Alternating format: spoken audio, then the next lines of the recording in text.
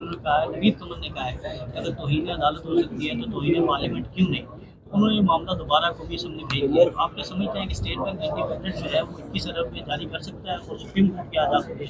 देखिए, जिस वक्त अगर इन्होंने स्टेट बैंक में सुप्रीम कोर्ट के कहने पे पैसा ना दिया, इसका मतलब है कि पाकिस्तान का आइन ख़त्म हो गया।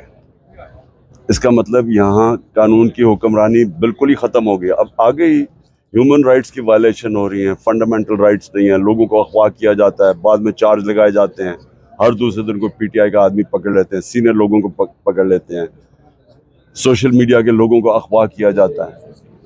यानी जिस तरह का इस वक्त हमारे पूर्व ब्लैकआउट किया हुआ है मीडिया पे, तो ये तो पाकिस्तान में पहले ही कोई ह्यूमन राइट्स या फंडामेंटल राइट्स ख़त्म हो गए हैं।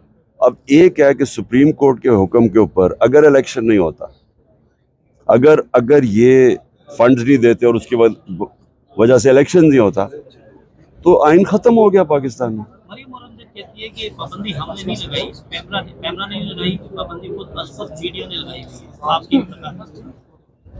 मरियम औरंगजेब